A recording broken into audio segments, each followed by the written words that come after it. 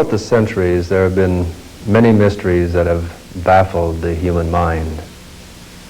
Reincarnation, ghosts, poltergeists, prophecy, extrasensory perception, healing. In this program, in our Mysteries of Time and Space series, we will explore the mystery of UFOs and extraterrestrial visitation. My name is Brad Steiger.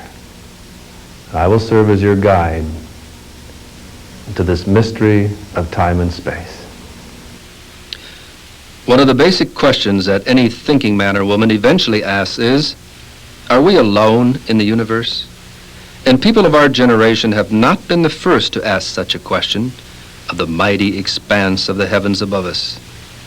Unfortunately, far too often, humankind has reflected its own negativism, hostility, and aggressiveness by portraying possible alien visitors as monsters from outer space, intent upon doing our planet great menace and harm. Recently, when a wave of mysterious cattle mutilations began to sweep the western United States, several investigators concluded that occupants from UFOs had to be responsible. When creatures such as Bigfoot are sighted, they are often linked to UFOs. If witnesses of UFO activity appear to suffer a certain peculiar kind of harassment, some researchers immediately suggest that sinister entities from other worlds or dimensions may be involved. While there may be many facets of mystery involved in the UFO enigma, those ufologists who seriously investigate such phenomena have begun to suspect a much larger, more profound purpose to it all. Although the newspapers in 1897 were filled with accounts of a strange airship that had perplexed thousands of eyewitnesses in the United States and overseas, and although it is quite likely that the UFO phenomenon has been with us ever since we became human, it was not until June 24th, 1947, with Kenneth Arnold's sighting near Mount Rainier, Washington, that the UFO mystery was reborn in modern times. For nearly 40 years now, the controversy over the UFO, its purpose, its place of origin, and the true nature of its involvement with Earth has continued to rage. Do they come from outer space? Perhaps from a neighboring planet such as Mars, or from farther away such as Andromeda, or the Pleiades. If the UFOnauts are extraterrestrials, then it appears that they have had Earth under surveillance for centuries, and that they have chosen to keep their principal activities secret for some undetermined reason. How long has Earth been under surveillance? This geode may hold a clue. On February 13, 1961, 3 rockhounds picked up a number of geodes in the Costco Mountains near Olancha, California. When they at last managed to saw a very stubborn geode in half, they found that it contained a perfectly circular section of hard ceramic with a 2-millimeter shaft of bright metal in its center. A trained geologist told them that the fossil incrustations on the outside were at least 500,000 years old. Whatever was on the inside of the nodule had to be a whole lot older. X-ray photos of the geode reveal an object definitely man-made. Sliced in two, we see a hexagonal metallic frame, a porcelain or ceramic insulator with a central metallic shaft. Elements which some researchers have suggested are the basic components of a spark plug or some electronic device over 500,000 years old. Certain ufologists have insisted that the UFO occupants are actually members of terrestrial Air Force units conducting top-secret military maneuvers with classified aerial vehicles. In the famous Socorro, New Mexico sighting by policeman Lonnie Zamora, the UFOnauts gave us a glimpse of an insignia on the side of their craft and drove the U.S. Air Force cryptographers crazy trying to match it with a craft of the U.S. Navy, a foreign power, or some vast military-industrial complex. A closely related theory to the military secret hypothesis has the UFOs belonging to a secret society of scientists, alchemists, who centuries ago developed an advanced technology which they have managed to keep hidden in underground or undersea cities. And that theory is only one step away from the hypothesis that suggests that both the UFOs and their occupants are nothing more than holographic projections or elaborate special effects that are being created by some unknown agency for some ulterior and as yet undetermined motive. A rather popular theory maintains that the ufonauts may be our descendants from the future, actually studying us by using our present, their past, as a living historical museum. Time travel postulates all sorts of problems in physics and logic, but if it could be advanced far enough, this theory might explain such enigmas as the following. These man tracks were found in situ with the tracks of the giant dinosaurs. We are told that the ancestors of humankind are no older than 3 or 4 million years, yet the great reptiles became extinct 80 million years ago. Dr. Clifford Burdick has spent more than 30 years studying what appear to be human footprints in strata contemporaneous with dinosaur tracks. In 1975, Dr. Stanley Rhine of the University of New Mexico announced his discovery of human-like tracks in strata indicative of 40 million years old. Did time travelers from our future leave these tracks as they visited our mutual past in the time machines that we call UFOs? Or did that surveillance, of which we spoke earlier, begin millions of years ago? A related hypothesis states that the UFO entities come not from some other physical world, but rather from an adjacent space-time continuum. In other words, the UFOs actually coexist with us on Earth, but on another vibrational level. Well, if the dimensions ever cross, and quite obviously they do, or we wouldn't see UFOs at all, maybe the other dimensions hypothesis explains such artifacts as this beautifully wrought object that was discovered inside of solid pudding stone 15 feet below the surface near Dorchester, Massachusetts. The bell-shaped vessel is 4.5 inches high, 6.5 inches at the base, 2.5 inches at the top, and about 1/8 of an inch thick. The metallic composition is brass with zinc, iron, and lead. The inlay is pure silver. Since its discovery, some of the world's finest and most complete laboratories have run the vessel through every conceivable kind of test. There is still no answer to its period of historicity or its origin. Certain ufologists have stated their beliefs that at least some UFOs may actually be unrecognized life forms indigenous to the upper reaches of the Earth's atmosphere. They may be plasmic, electrical, nearly pure energy forms which have the ability to assume a variety of guises. Others suggest that the UFOs may be something more on the order of ghosts rather than visitors from outer space. They have theorized that maybe our entire planet is haunted, so to speak, by some as yet unknown physical law that can at times activate or be activated by the unconscious mind. This law or energy might not itself be intelligent, but it would be able to absorb, reflect, and imitate human intelligence. For instance, this ghostly bulb snatcher appeared in a brand new home in Lake Tahoe. This picture is not a double exposure, and it clearly shows the image of a man steadying the wagon wheel chandelier and removing or unscrewing the light bulb. The proud owner of the new home had been perplexed by the light bulbs becoming loose in their sockets. It wasn't until this picture was developed that he learned the reason why. Now, you have to deal with this photograph in your own reality, of course. But some night when you're sitting up late, reading, and the wind is howling outside the window, the rain is hitting against the pane, and the light goes out beside you, remember this picture.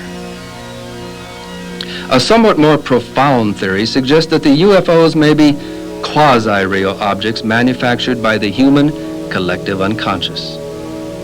Researcher John White views Jungian archetypes as energetic thought fields that are accessible through dreams, meditations, and other altered states of consciousness. White theorizes that there may be larger, previously unrecognized dimensions of physical events in which highly evolved entities exist on a grander paraphysical scale and influence and guide human affairs. It may be this grander paraphysical dimension that has been guiding men and women recently through such manifestations as materializations of the Great Mother image, which we have investigated in numerous instances. For example, is this image that of a spaceship or the Blessed Mother? Audiences are about equally divided in their appraisals. It was taken at the Florida Space Center by Dr. Berthold Schwarz. More cynical researchers theorize that we are indeed being visited by extraterrestrials, but that they are tricksters who are deliberately misleading humankind in order to provide a cover for undisclosed activities on Earth.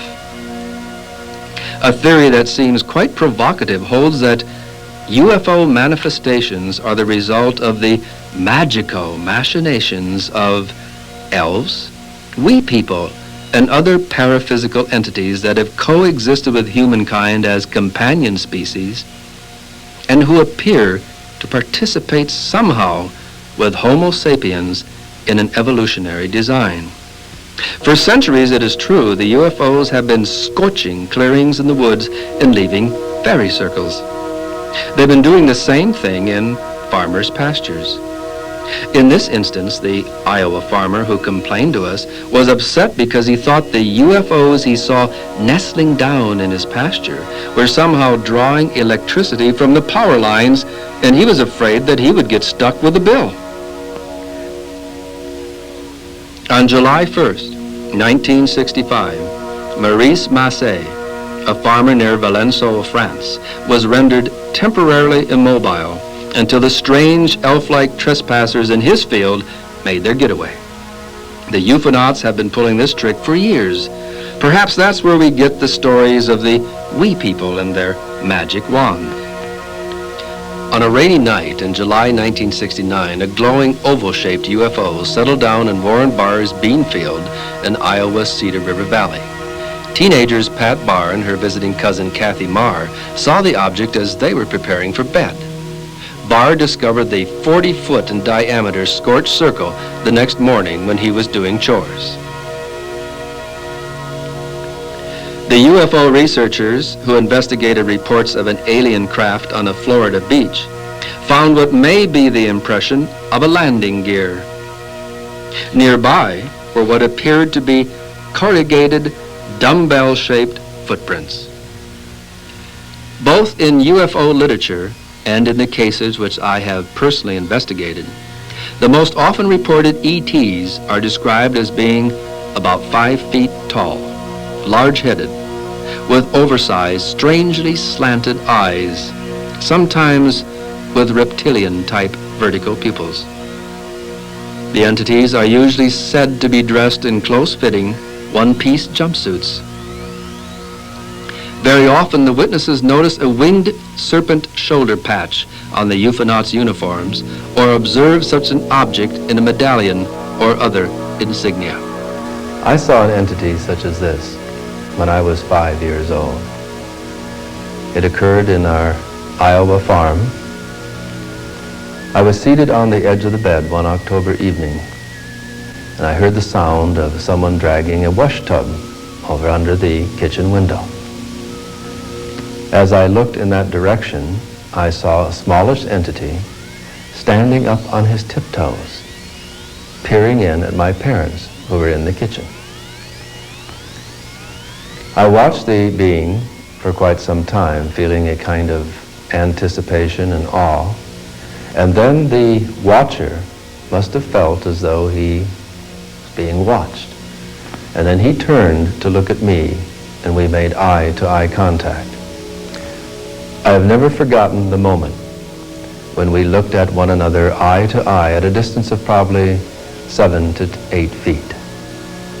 It seemed as though the entity's eyes began to get larger and larger and larger.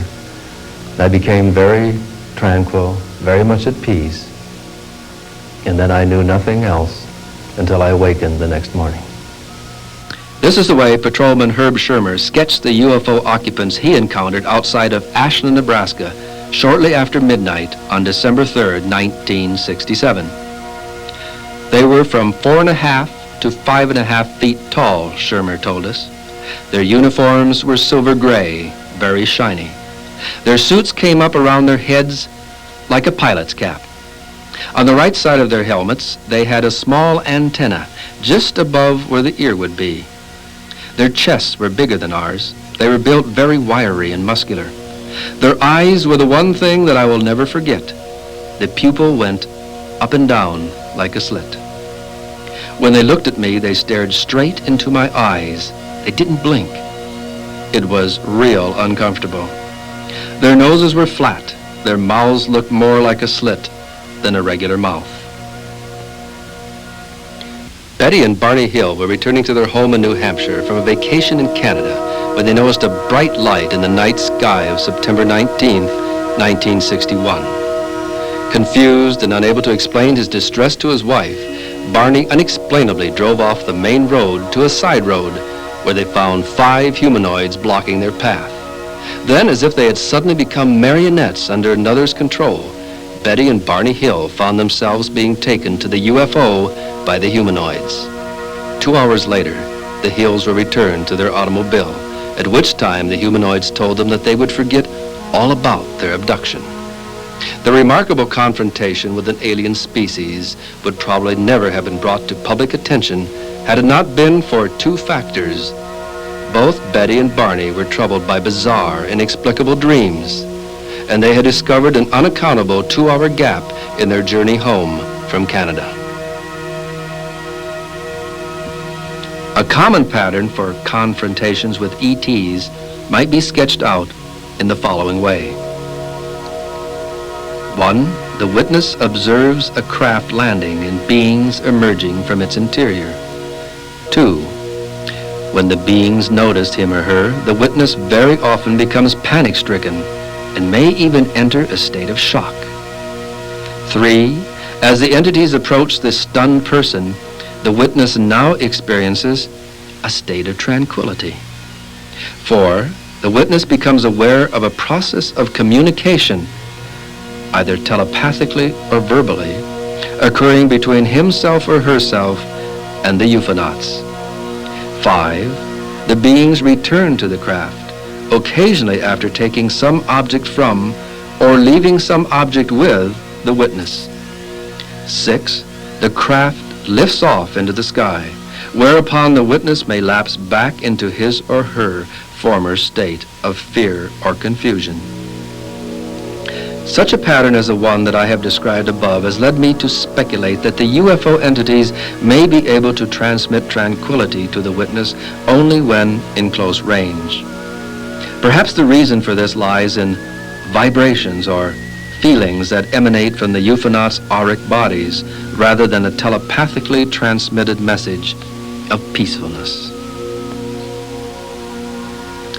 On October 17, 1973, Jeff Greenhaw, police chief of Falkville, Alabama, responded to a call about a spacecraft with blinking lights.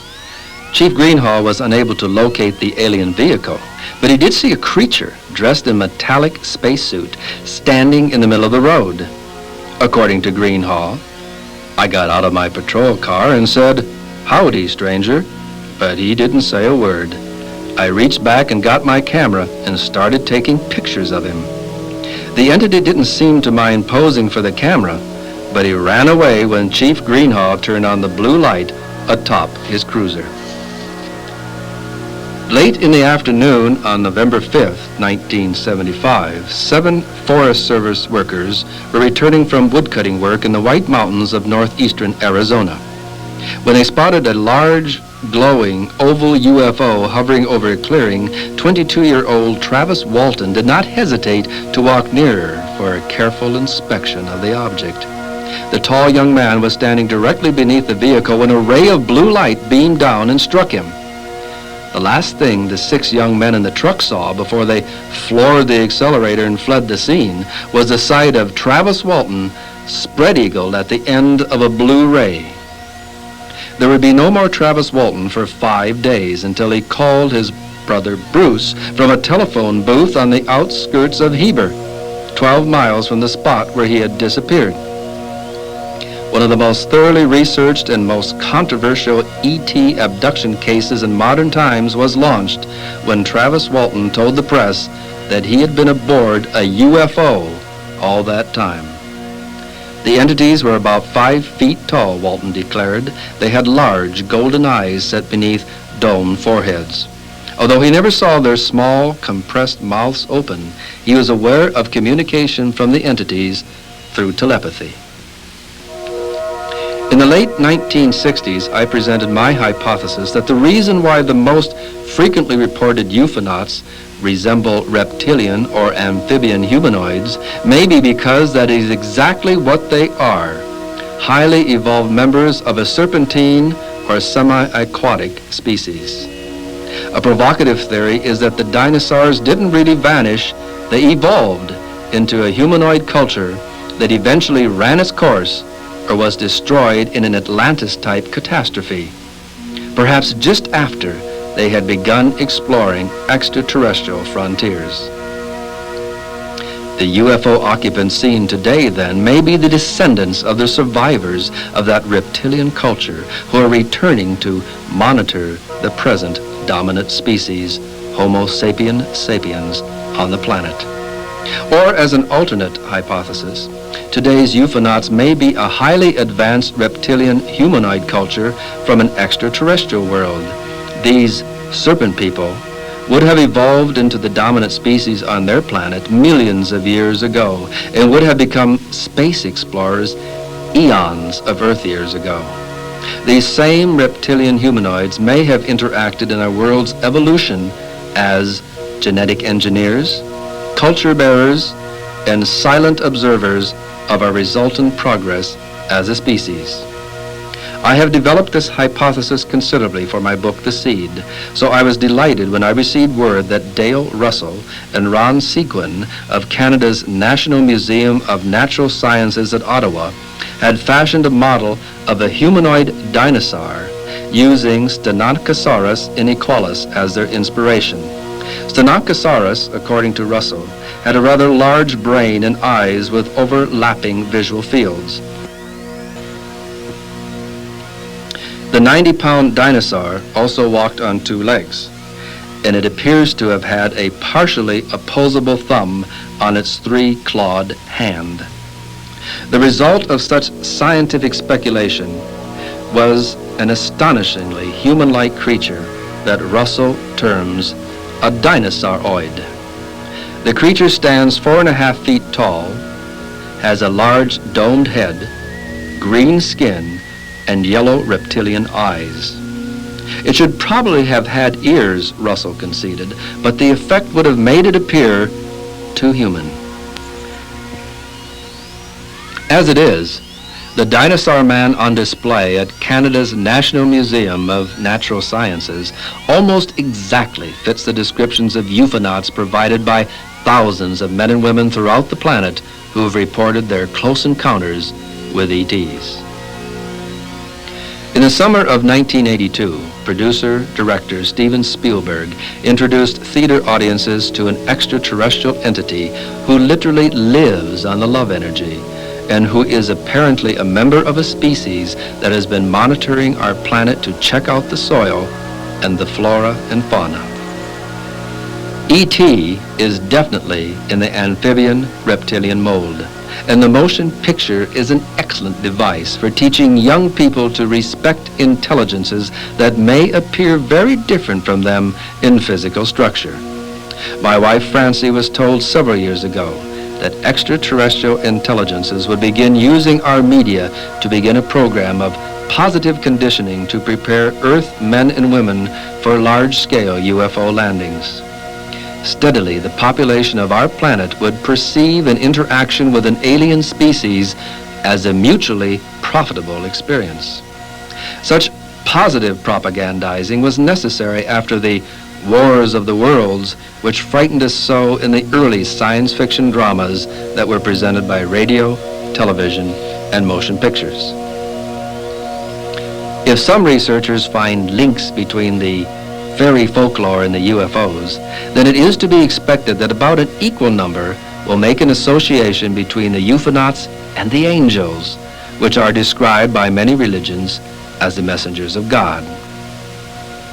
The theory puts forth the concept that if these intelligences were concerned with the guidance and the salvation of early members of humankind, why should they not maintain such concern today?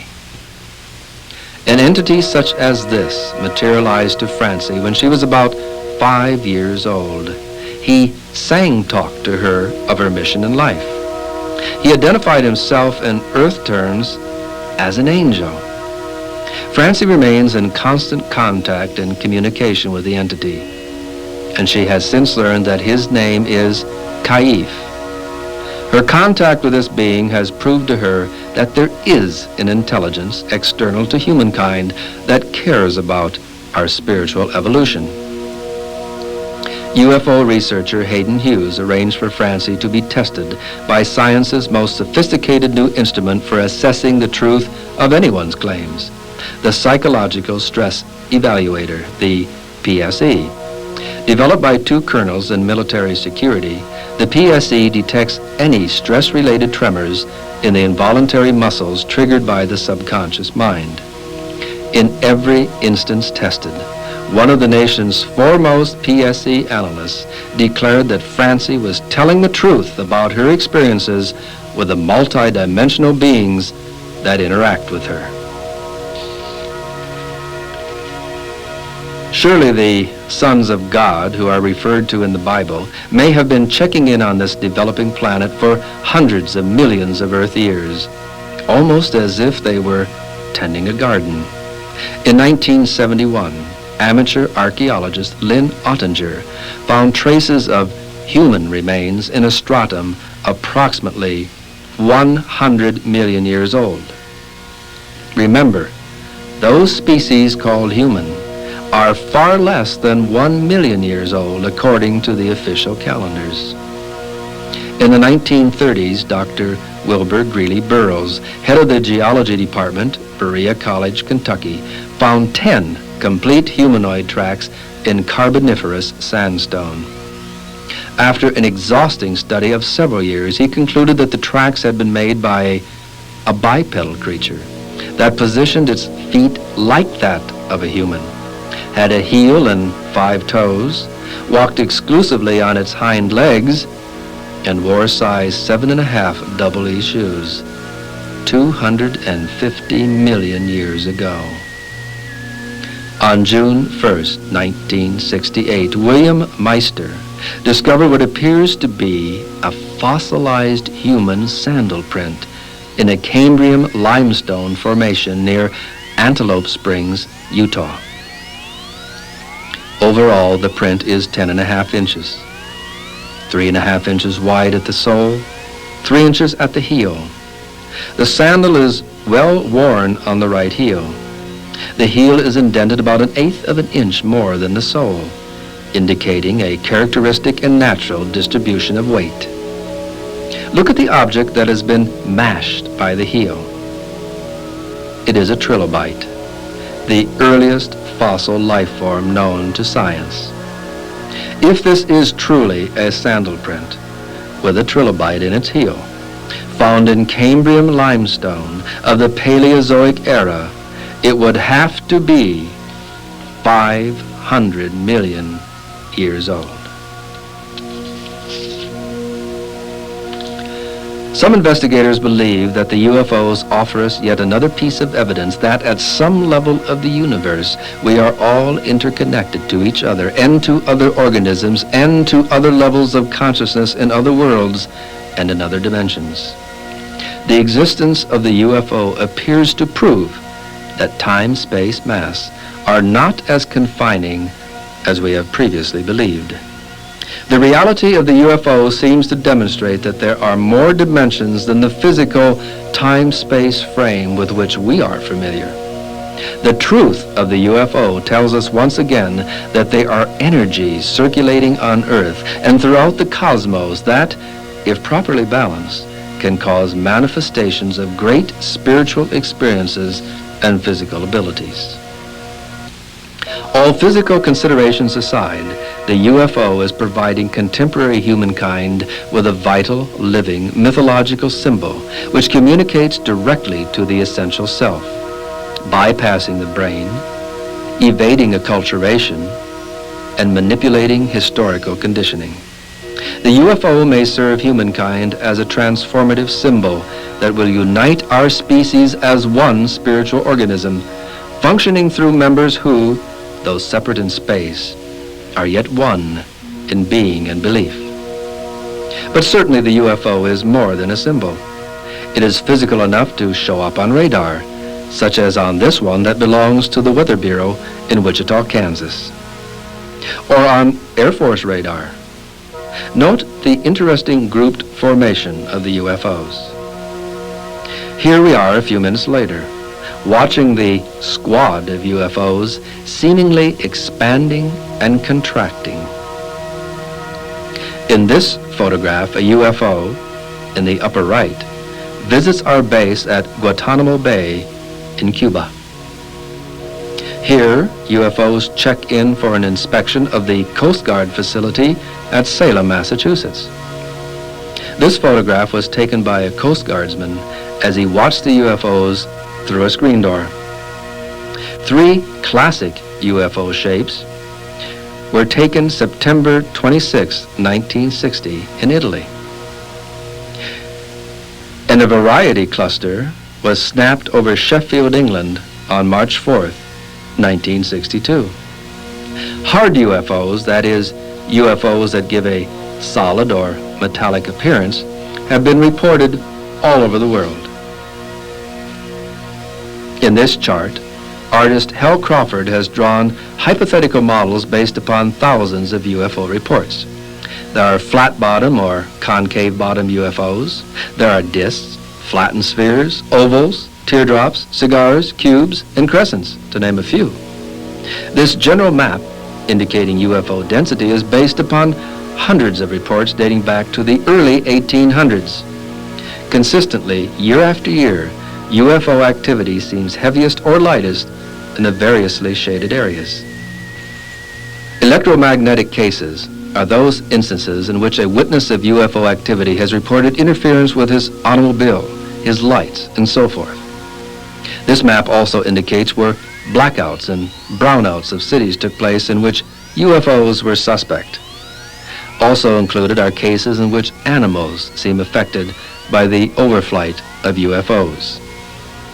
Electromagnetic activity has occurred in these areas in what would seem to be cyclical patterns.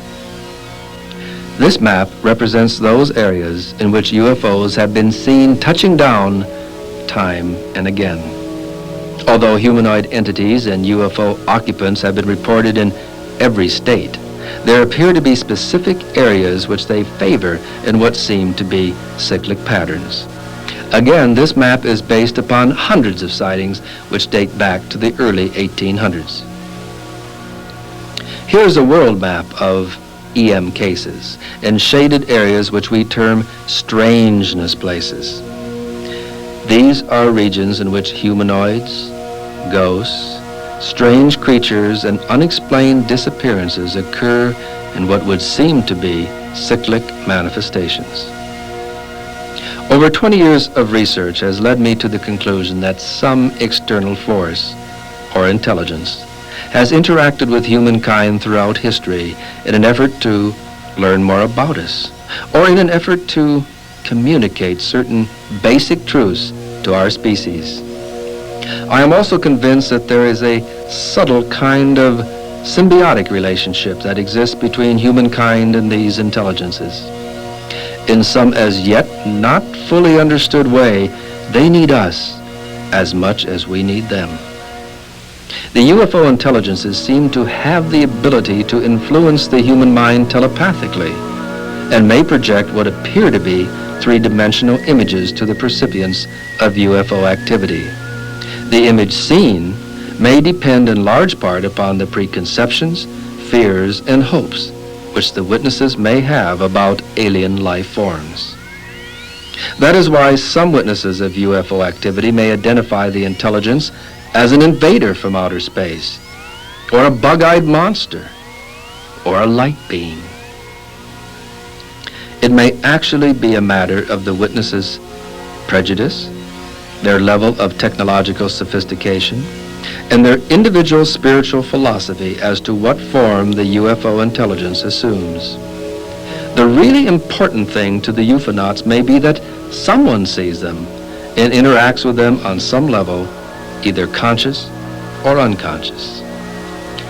In 1968, while conducting a worldwide study of psychically talented men and women in an effort to determine a pattern profile for those people who demonstrate ESP, I discovered a number of individuals who seemed to have been programmed to serve as guides through the times of change and transition which many believe lie ahead for humankind.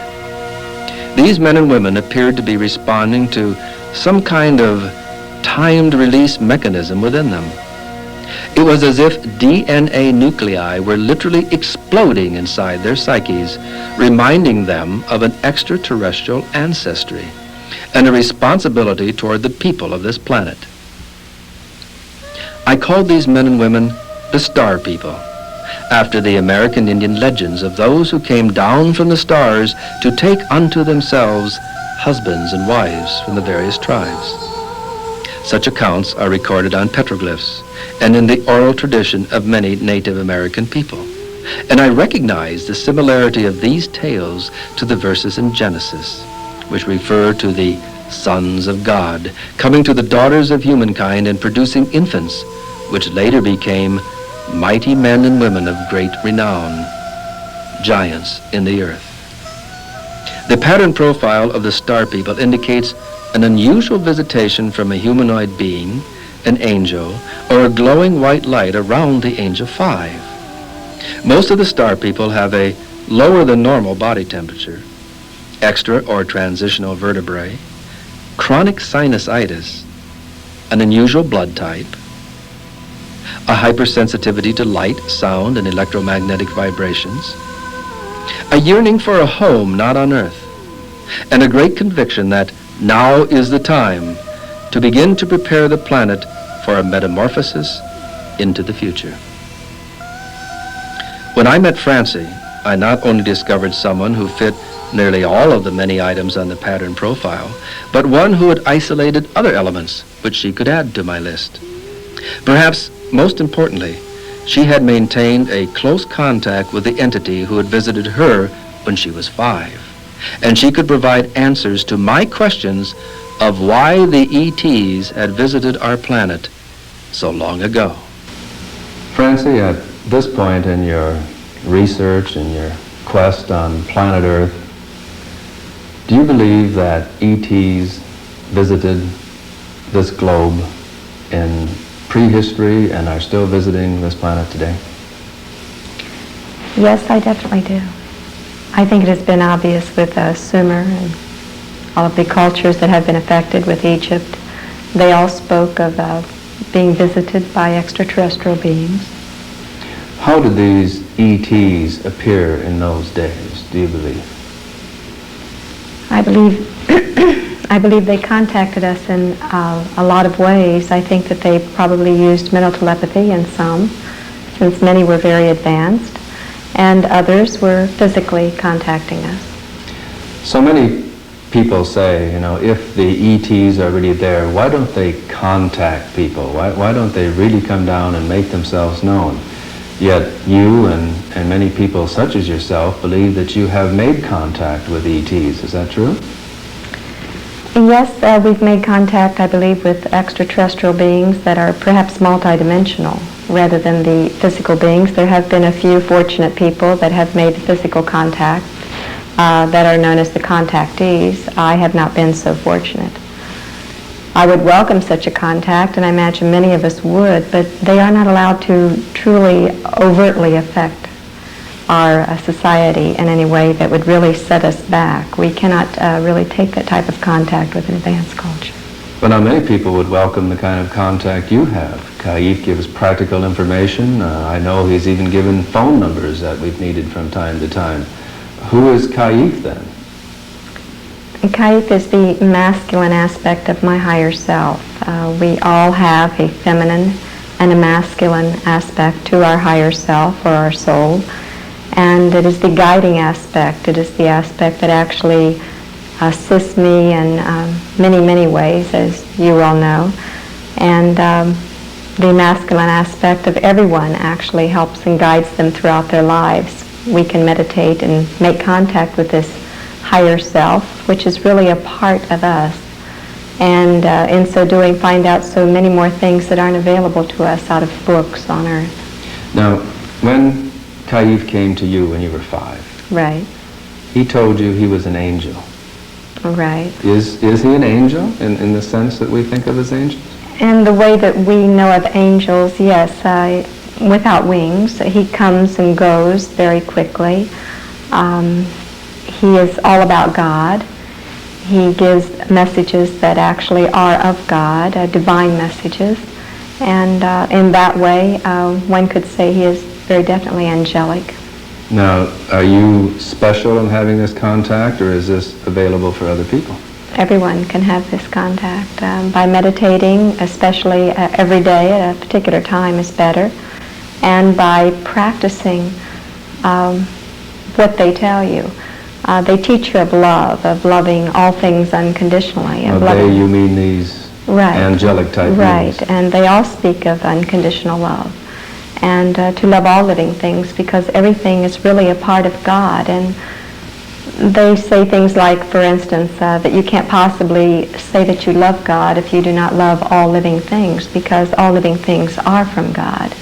So you have to practice this in your everyday life. And when you interact with all types of living things with love, you elevate your vibrations. You reach a higher vibration within, and when you meditate, then operating on that higher vibration, you can tune in and make contact very easily. Now, let's go back to that contact that was made in Sumer, Egypt, probably even before that. Right. And that brings us to the research that we've been both so actively involved in for so many years, and that's the star people. Right. Now, in the research, as it developed, you began to channel or tune in on the different types of star people that we were discovering. At this point in the research, how do you define the different types or levels or degrees? I don't know what word I'm looking for here, but how would you define the types of star people at this point? Well, there are two types of helpers on Earth, the seeds, and both are star people, but we call them the seeds and the helpers. And the seeds actually carry the genetic heritage of contact that was probably made thousands of years ago. And the helpers are earthlings that are merely highly evolutionized, so that they're tuned in to the same thing that the seeds are all about. They're tuned in to the higher consciousness, to God's plan in the universe. There's a divine plan going on, and whenever you make contact with your higher self, by going within, you actually become tuned in to the pattern of God, the purpose of God, the interacting with all things. And when you interact in such a way, you gather the vibrations of a higher nature, which is the whole purpose of being, which is the divine plan. And these star people are about spreading the divine plan of God, so that we all fulfill our destiny. Well, what now if someone comes to you and says, well, I don't have an extra vertebrae, my blood pressure is kind of high, my body temperature is normal, I'm obviously not a seed, and I'm not certain if I'm a highly evolutionized earthling or not. Can I be a star person, or is this some exclusive club that only people who were born that way or have a special blessing can All join? people can actually be star people, and that's what we're all about. We're trying to help everyone to reach a higher consciousness, to have a perspective of a holistic view of the world. The whole world is actually one human race, and we will all be as one when perhaps we reach a higher evolutionized type of standard of living, where all people join together and we share in the bounties of the earth and we work together. It's perhaps a very beautiful picture that we are painting, but it is one that we can achieve and that we will achieve in the very near future, because we're going to have to achieve it. We're going to have to achieve it to survive. We're going to have to achieve it to be able to spread all of the food and all of the resources around to all of the people. Otherwise, we're going to actually disintegrate eventually if we don't. If we don't work towards evolutionizing towards God, we will lead to our own destruction. Do you think when the ETs came here thousands of years ago that they had any particular plan in mind in regard to the planet? Now, you mentioned that people bear the seeds, bear the genetic heritage of these people. Now, we can assume that was done through genetic engineering, perhaps. The holy books speak of seeing the daughters of men and giants in the earth being born from that kind of union.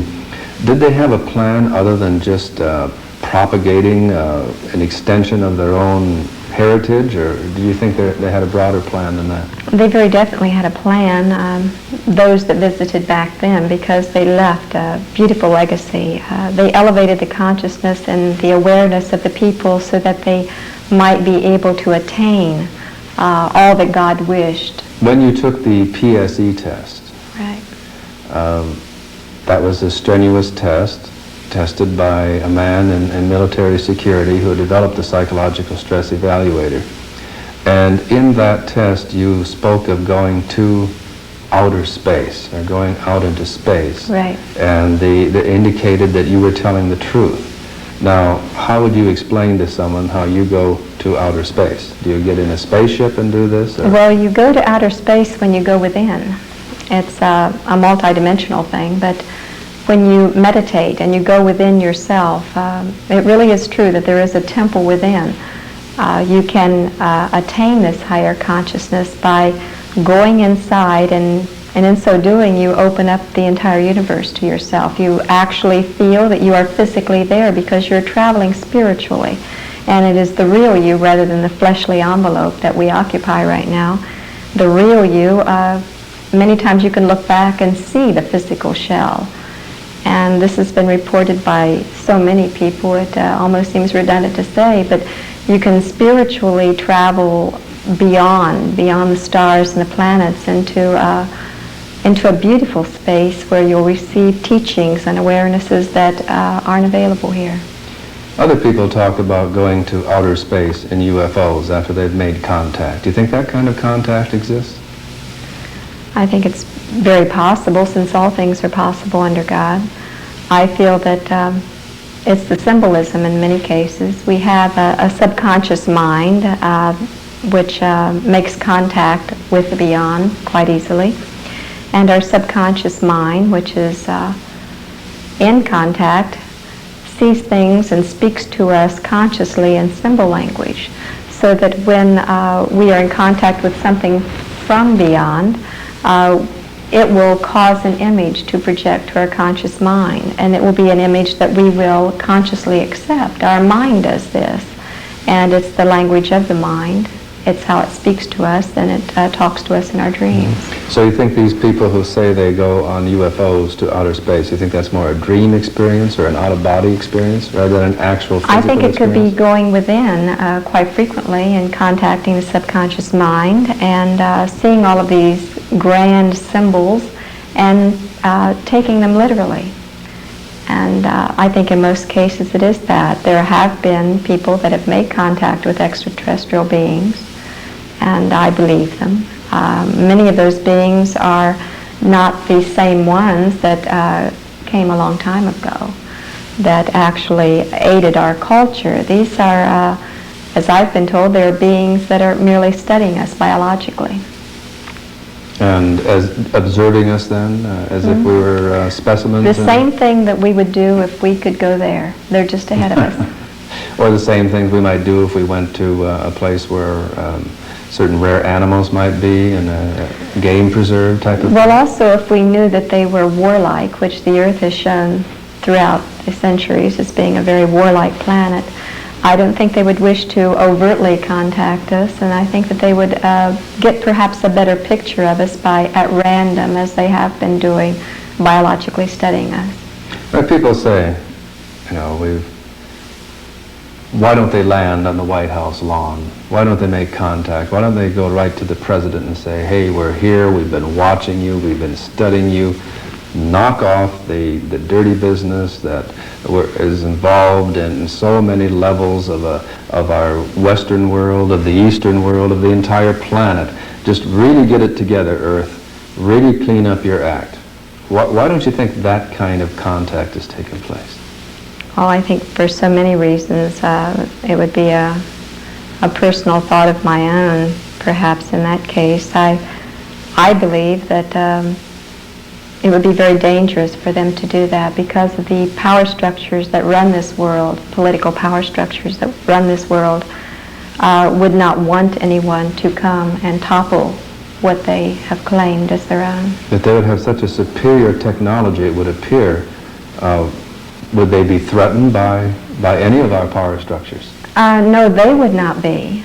But our power structures would be, and I think that we would probably use weapons against them so as not to topple the economy as they wish it. But could we even attempt to resist them? Oh, they're definitely destructible. Mm-hmm. So you feel then that they feel they should not interfere with our progress at this time? I really, I wish that they could, or that they would, perhaps more overtly than they are.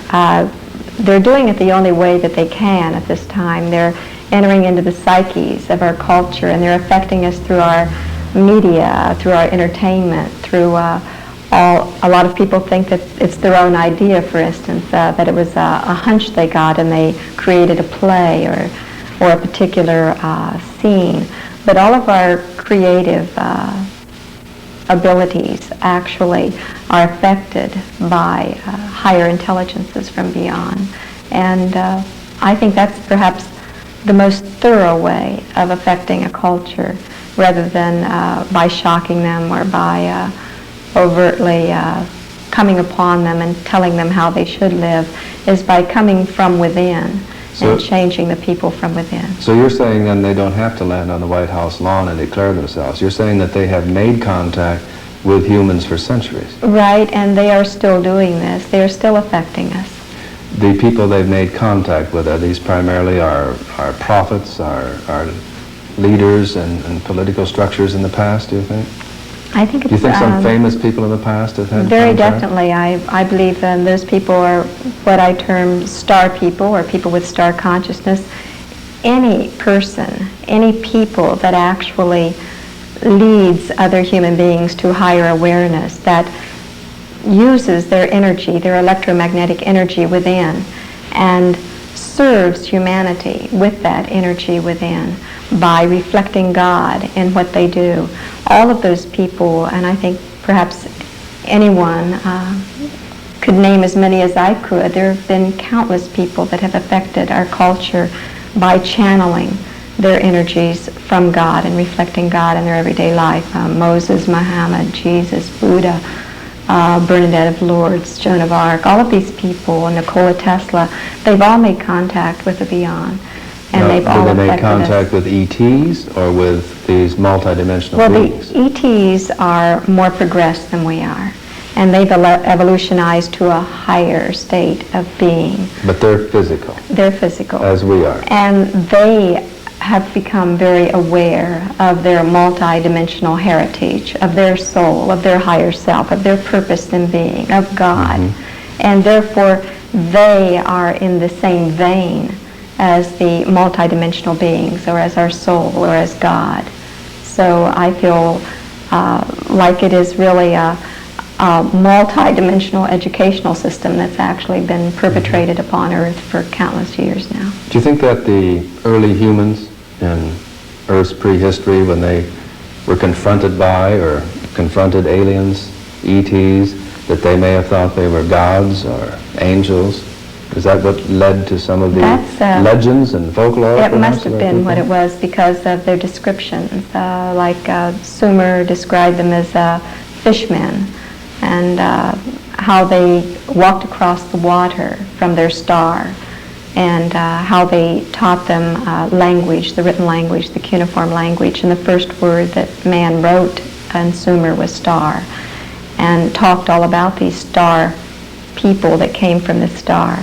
So I think that all of the cultures spoke of this and thought of them in perhaps their own, just as we would today, in their own understanding, whether they called them angels or star people or whatever. It was in their own language.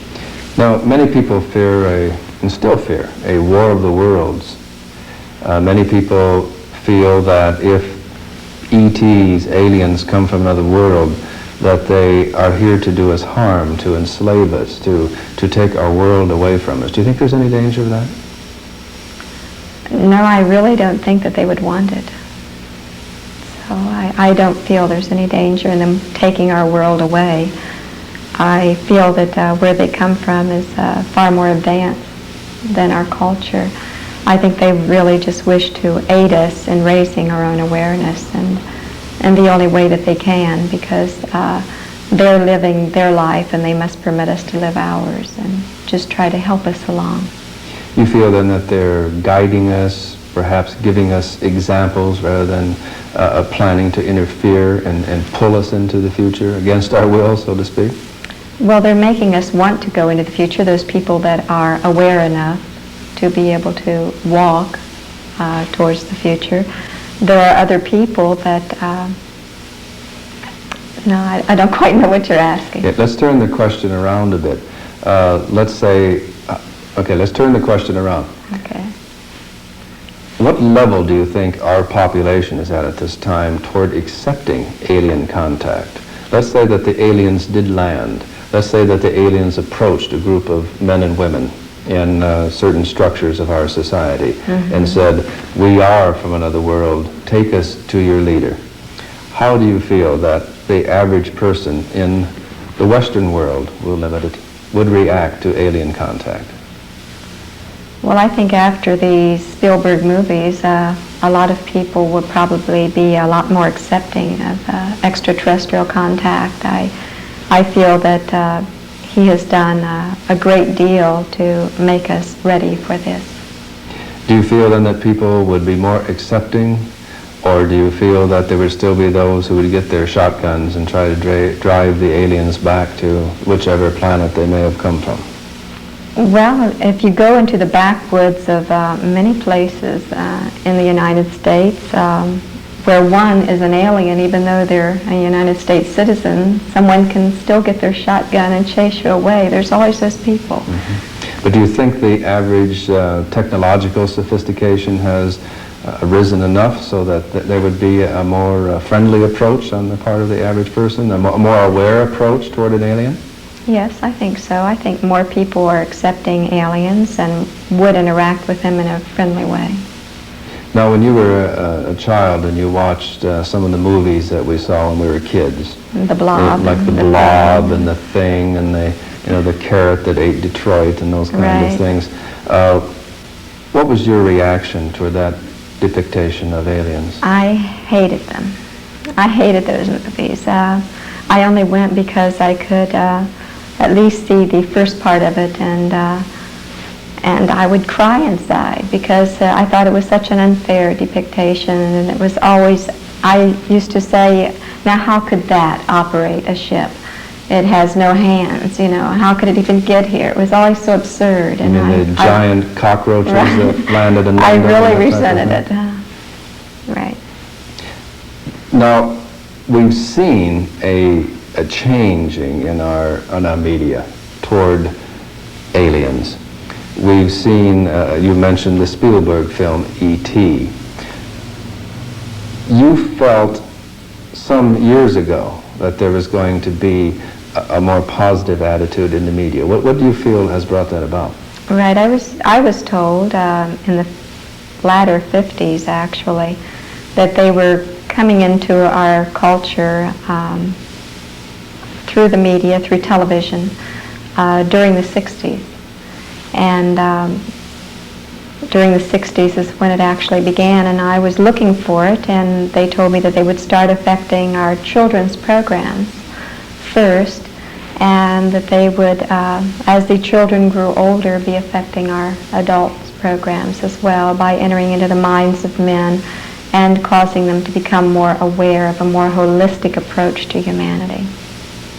And you feel that they have actually influenced the minds of certain producers and directors and writers and musicians? Well, not, and let me make clear, not just the ETs, but the higher selves of the ETs and the higher selves of the human beings that are becoming more evolutionized, that tuned in to themselves, to their higher consciousness.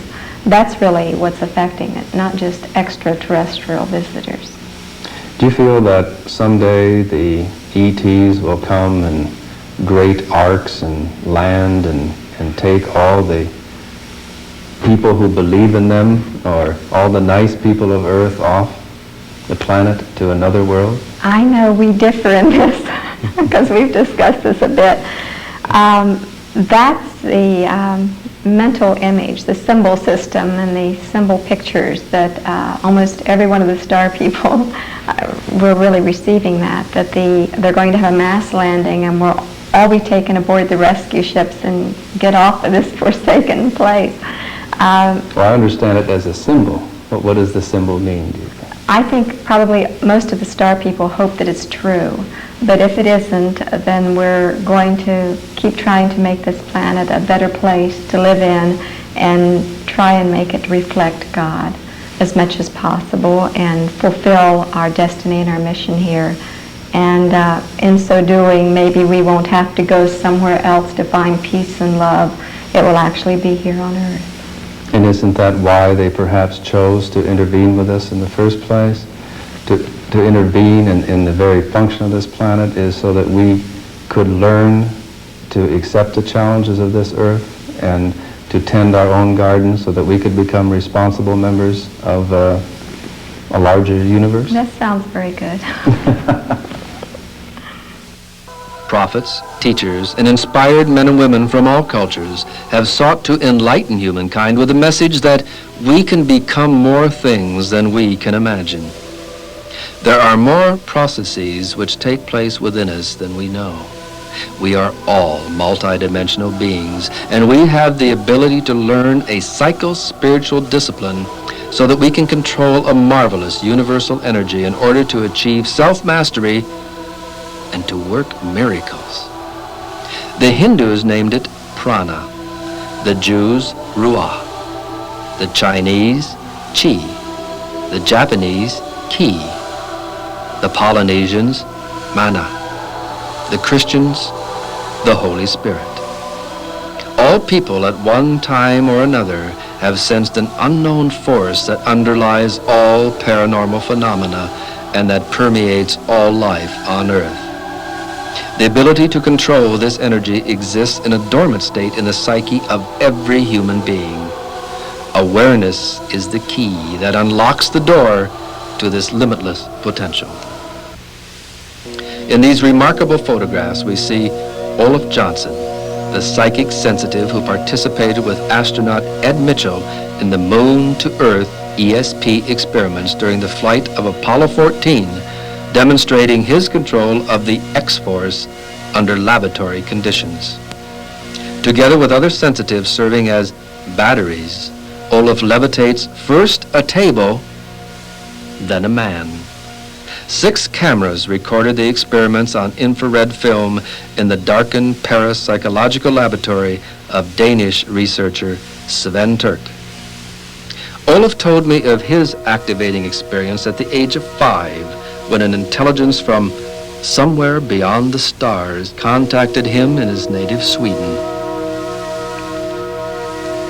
Olaf said, "It was they who began telling me about the universe and cosmic harmony. I felt that they were friends, that they wanted to teach me and to help me.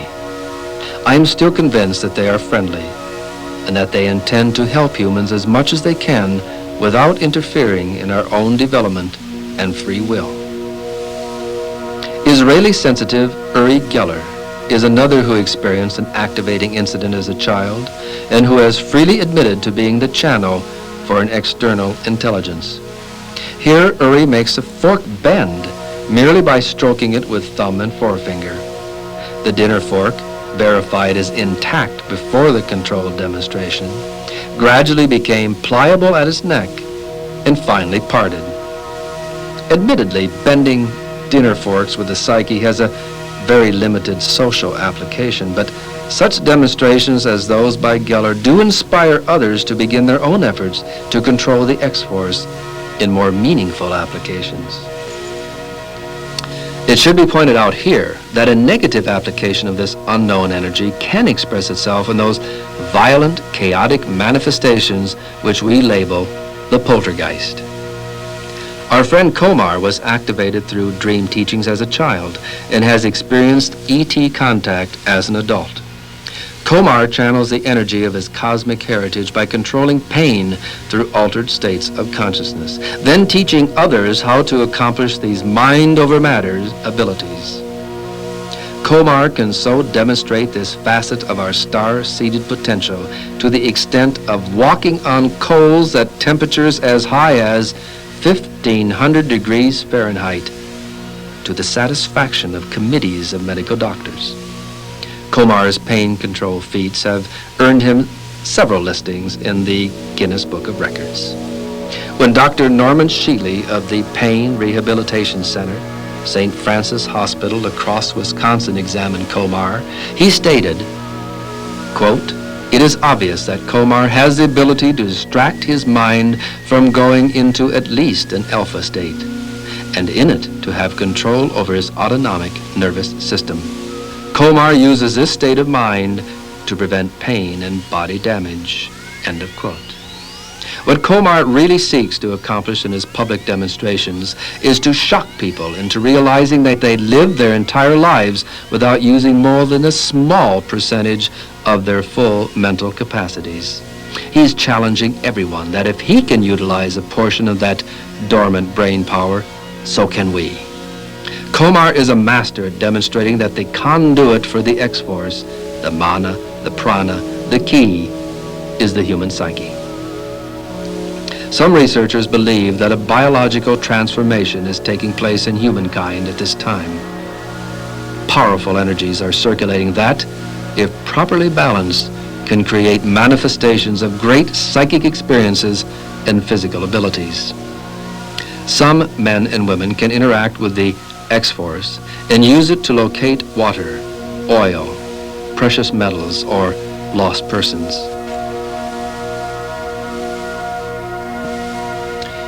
In these photographs, we watch as a dowser holds her familiar forked stick in the air, waiting for it to become energized.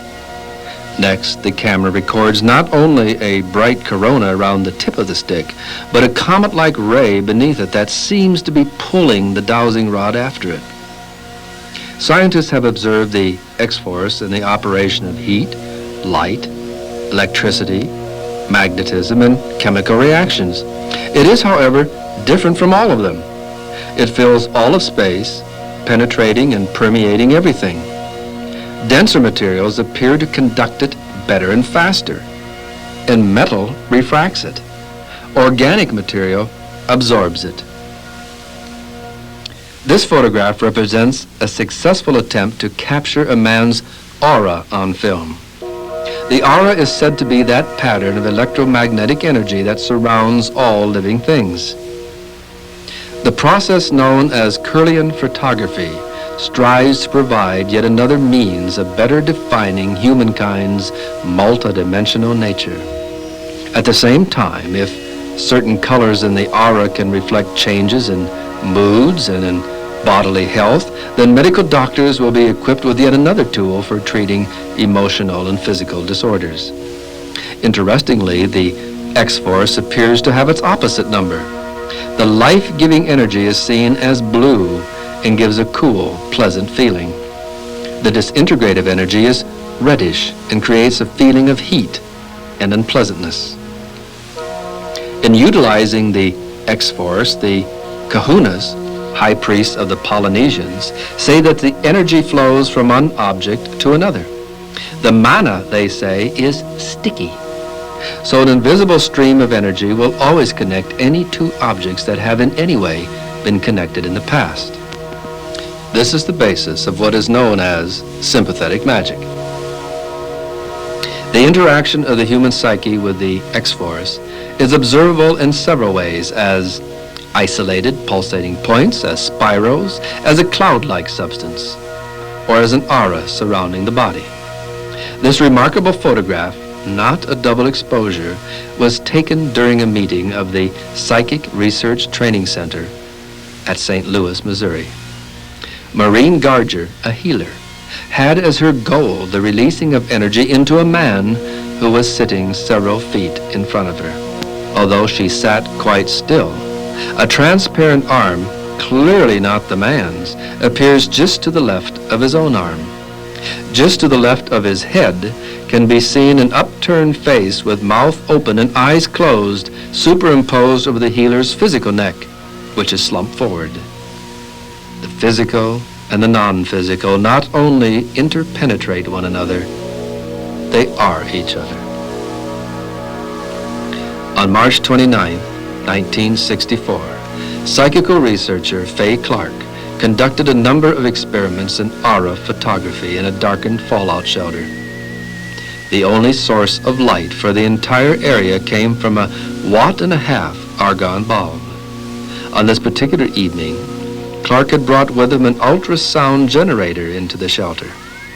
He moved the sound generator to various frequencies, and at one particular setting, a number of dots of light began to appear. They would group themselves in formation and in some cases grow larger. Some of them developed tails. At times they appeared to be responding to his thoughts. Clark almost experienced the eerie feeling that the lights were somehow intelligent. Did Clark in some way summon UFO intelligences by striking a particular homing frequency that enabled them to enter our world and to interact with him on some level of consciousness? And note the similarity between Clark's fireflies and the famous UFO formation seen over Lubbock, Texas, and the group of UFOs which appeared over Washington, D.C. on February 4th, 1959 and set off a red alert. In the late 1930s, a French psychical researcher claimed to have produced electrical ghost forms by directing light and sound vibrations into a variable and sensitive magnetic field.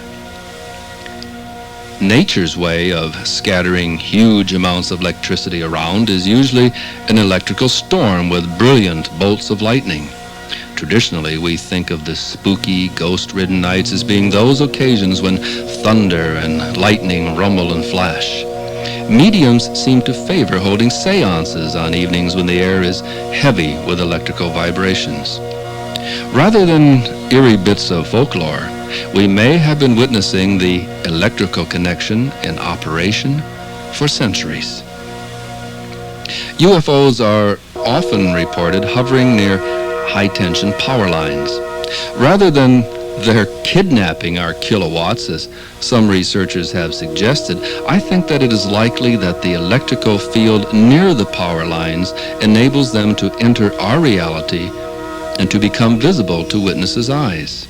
A number of UFO contactees have mentioned to me that just prior to the manifestation of the communicating ET, they were aware of a strange buzzing sound. Witnesses of aerial phenomena have also referred to a buzzing or rushing shortly before a UFO appeared over them. I am also reminded that a great deal of poltergeist activity produces a preparatory signal of a buzzing, rasping, or winding noise. Could it be possible that the human observers of such paranormal activity are hearing some dimension-hopping entity tuning in to our frequency before materializing in our space-time continuum? Could the sounds and lights which seem so mysterious to us be but simple electronic byproducts? And if these sounds and lights might somehow be channeled electronically, shouldn't it be possible for us to fashion a device to permit us to communicate with their dimension? The answer to that fascinating question is quite probably yes. And that may be one of the giant steps toward which the ETs and other multidimensional intelligences may be leading us. They may even now be stimulating certain electronic geniuses among us to devote their energies to the fashioning of an instrument that might serve as a medium of communication between the different levels of frequency, vibration, or whatever, which separate us from the other intelligences in the greater reality. It seems to me that throughout history, the UFO intelligences have often cast themselves in the role of teachers. But rather than instructing us through direct intervention, they seem to favor teaching by example. They have done this before by demonstrating the possibility of air flight, radio communication, television, and a host of other technological developments that humankind once considered impossible. At this moment in our scientific progression, the UFO intelligences may be demonstrating the possibility of dematerialization and rematerialization. Perhaps they are showing us that with a particular electronic device at our command, we would simply tune in to one another rather than only randomly catching each other unaware. If we may theorize that there is but one life force and a common collective unconscious for our species, then in the larger sense, any contact with multidimensional intelligences or ETs becomes part of the common experience of all humankind. There is a new age dawning, and each of us must be prepared to become an integral part of it. Man and woman must come together as plus and minus, positive and negative, balancing their polarities, blending their energies, becoming as one in mission and purpose. For the evolutionary goal of 20th century humankind is the transcendence of our species. Right now, a child is being born, and it is emerging humankind. Our eyes and our ears are just beginning to open. Our nervous system is just beginning to coordinate. When we fully realize that humankind is a transitional species, literally the link between the animal and the angel, we will be forced into the universe. With understanding, with love, we may progress out of our old physical limitations and rise into a higher realm that is ours by right of our cosmic inheritance. Through this spiritual catharsis of dreams, visions, and inspirations, together with the guidance of multidimensional beings and ETs, each man and each woman may attain starbirth into the universe.